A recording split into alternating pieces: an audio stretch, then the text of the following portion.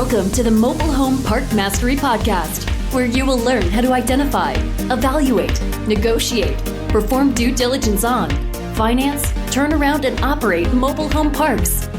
And now, here is your host, the fifth largest mobile home park owner in the United States, Frank Rolfe. Webster's defines stress as pressure or tension exerted on a material object. But we all know it as something more. We know it as something that contributes to health problems, high blood pressure, heart disease, obesity, diabetes. Stress is just a very, very bad thing. And all of us should spend as much time as we can and as much effort as we can to reduce the stress out of our lives. This is Frank Rolfe, the Mobile Home Park Mastery Podcast. We're going to be talking about reducing stress from community ownership.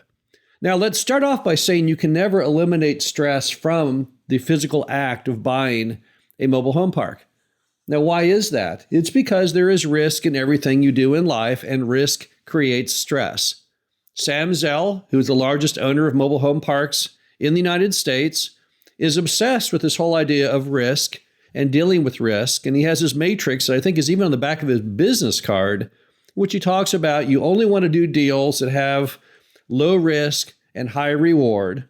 Or if you've done a proper measurement of how it all works out, high risk and high reward, but you never do something which has high risk and low reward. And what that means inherently is there will be stress in any deal that you do. It's just a byproduct of anything that successfully goes and requires you to gamble and to take some degree of risk. It will ultimately lead to stress. So we can never really take stress completely out of our life. So then you might say, what's the point of talking about it then if we can't eliminate it? Well, there are many things we can do to try and reduce it, to make it more manageable.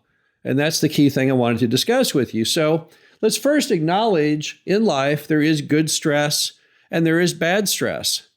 Good stress is the byproduct of taking chances to try and make money and have a higher quality of life. But then there's something else I would call bad stress. And bad stress is stress that does not come from the act of trying to make money and be successful.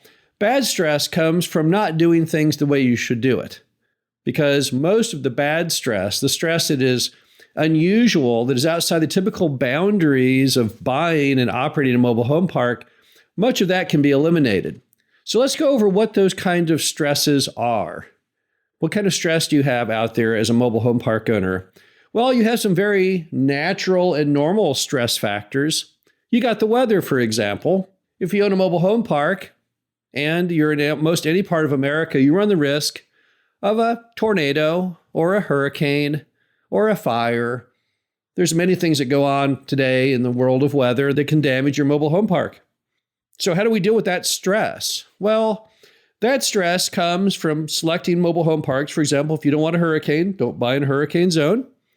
If you don't want to worry about having snow 10 feet high, don't buy something on the northern border with Canada.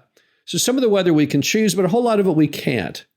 We just have to run that risk perpetually that, yes, a tornado might hit. But we can try and remove or reduce that stress through having proper insurance. Also, if you have ever owned a mobile home park that's hit by a tornado, you know that typically what happens is the federal government comes in to try and solve the problem by giving money to your residents whose homes were destroyed to buy new homes, as well as giving money to people in the city who did not have insurance on their stick-built homes. So as a result, mobile home parks typically do fairly well in the aftermath of a tornado. And even in the cases of a hurricane, the government will step in and try to do the best they can, although not quite so successfully, to alleviate the problems. But the best thing to do about weather is just to make sure you choose an area that's appropriate for your appetite of risk, have plenty of insurance, and then trust in the fact the government for decades has stepped in typically to help those who do not have insurance on their mobile homes. And then you have issues with your residents. There's always risk with your residents. Some of them can't pay the rent. Well, the only way to reduce that stress is to weed those out who can't pay the rent and replace them with ones who can. And the best way to solve that is with no pay, no stay evictions. When you don't let people live in your park without paying rent, it sends a clear message that everyone has to pay rent every month. Those who can stay, those who can't are ultimately eliminated through the eviction process and then replaced with ones who can pay. And if you stick with no pay, no stay for any period of time, and you're relentless about it, pretty much the entire stress of collections kinds of goes away. Then you got issues with rules enforcement. Same story. Obviously, people need to live in the community to the betterment of their neighbors. That's how you build a sense of community. And you can't tolerate people who refuse to follow the same rules that everybody else does. Once again, you'll do your best to keep and train the resident. These are the important things that you must do as a good neighbor. But in the event you fail, and it doesn't happen very frequently, but if you should, you could non-renew the person's lease and replace them with somebody who does and remains mindful of the rules of society to be a good neighbor. And so once again, you can pretty much remove that level of stress. And then you have city inspector problems. It's not rampant, but sometimes you'll have a case where an inspector, at the urging of the city manager or the mayor, will go in and try and harass you. Maybe they want to have fewer people in your park, whatever the case may be. But again, you'll know this through due diligence. If you do good due diligence, if you get a certificate of zoning from the city, normally most of those cases where people get stress from the inspector happen when they did not do good due diligence. So if you did do a good job on the front end of checking the park out, normally you can sidestep those issues. And if one should ever pop up on you, you can go to your state mobile home association and find a good municipal lawyer to fight the city. And typically the park owner always wins. So that's something that you can have a little stress, but again, you can deal with that. And then, of course, you have market conditions. That's something none of us can really control. We can't control the big employer in town leaving. However, we can once again try and work around that by avoiding areas in which you have one single employer that dominates the entire economic landscape. We prefer to have employment from three main sources: healthcare, government, and education, which we call recession resistant. But even if you don't have those three pillars, try and pick areas where there's not one single employer that holds all the jobs. So that stress can be eliminated somewhat by just the selection of the market that you decide to buy your mobile home park in. But then there's other stresses that are more man-made. Those are all natural things that may happen that we don't really fully control, all the players. But then there's other things that we completely control that can cause stress as a park owner. One is your water and sewer system. You've got to always be mindful, since water sewer is your largest line item, that you're minding the store and making sure if you have any leaks that it's addressed almost immediately, because water sewer, if left to its own devices, can rack up really, really big costs. And then you have such issues as home readiness, making sure that if I have homes that belong to the park, that those are being properly addressed and fixed up and put back in service as quickly as possible. And home readiness is something that you fully control as the park owner. You typically delegate it down to your manager to make the calls to the vendors and to get the bids. But are they making those calls? So you have to stay on top of home readiness all the time. And even better yet, let's not have any park-owned homes. And then we sidestep the entire home readiness issue in its entirety. Then you have property condition in general, just the act of trying to always groom and improve property condition. One way to reduce stress on that is to have your manager send you monthly an HD video of the property. Get a GoPro camera with a suction cup mount, put it on the roof of your car, pointed forward. Have them turn it on outside the boundaries of the park, and that way you can see not only the entrance, but everything that happens inside. Unlike traditional still photography, you can't really cheat with a video. So you know exactly what your park will look like. That allows you to critique the manager on their successes or failures in property condition. And that helps you make sure that that stress is a little less in your life.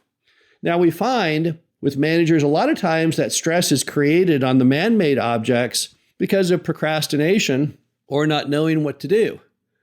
So the key is to always make sure that your manager doesn't fall in the trap of either of those two items.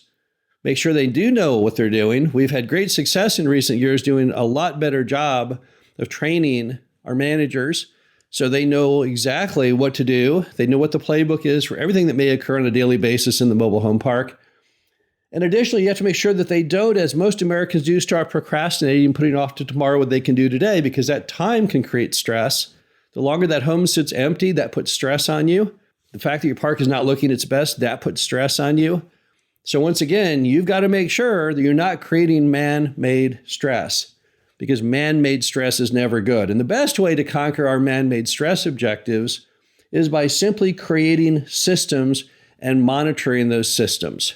The systems for a successfully run mobile home park include a collections dial to make sure that all the collections work is being done on a perpetual basis, a water sewer meter to make sure that all of your water and sewer is properly running and billed, an occupancy gauge to make sure that all of the mobile homes that you should own, if you own any, and vacant lots, are consistently being improved and put back together in a manner in which you can obtain lot rent from them.